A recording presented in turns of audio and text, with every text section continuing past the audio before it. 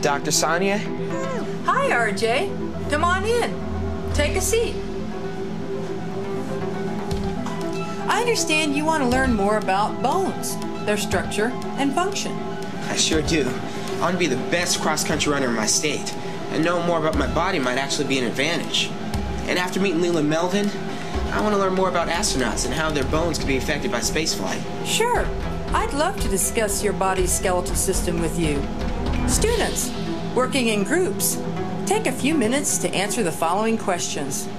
What does a skeletal system do? It may be helpful to sketch a picture. List some types of bones in your body and explain their function. What are some ways to keep your bones healthy? How are the skeletal and muscular systems related? It's now time to pause the program. Without the skeletal system, your body would collapse. Your skeleton has many functions. It provides shape and support, protects your internal organs like your brain, heart, and lungs, enables you to move, produces red blood cells, and stores important minerals until your body needs them. You have about 206 bones in your body. For example, your arm consists of the humerus, radius, and ulna. Your leg consists of the femur, patella, tibia, and fibula. All your bones are connected to the vertebral column, or backbone, in some way.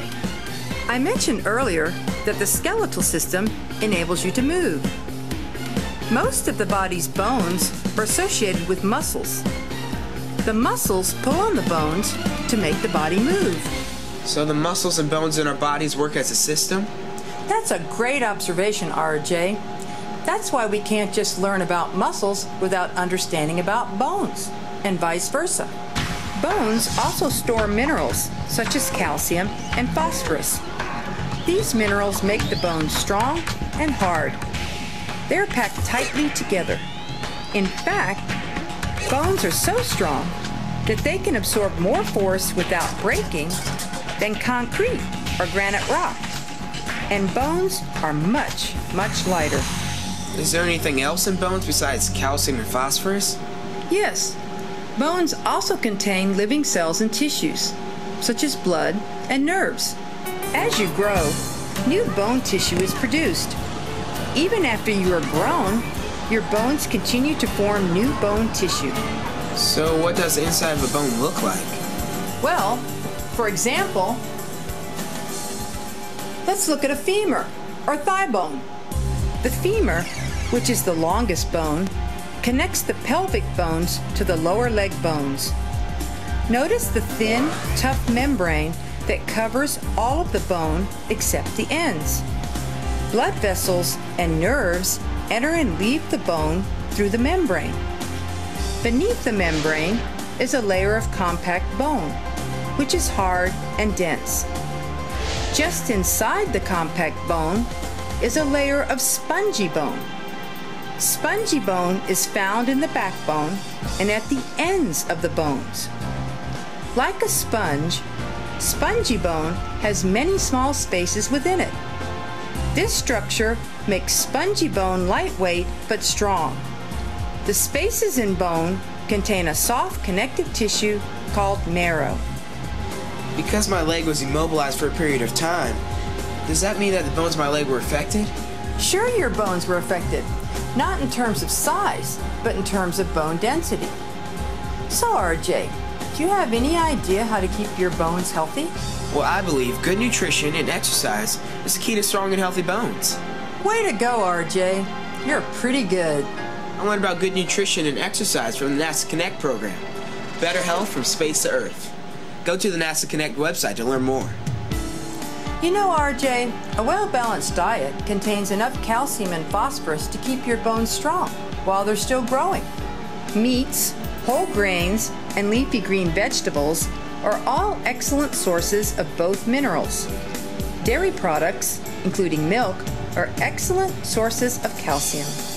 Exercise is also important to help bones become stronger and denser. But you don't have a problem with that because you work out all the time. I also learned that it's important to develop good nutrition and exercise habits when you're young. That's true.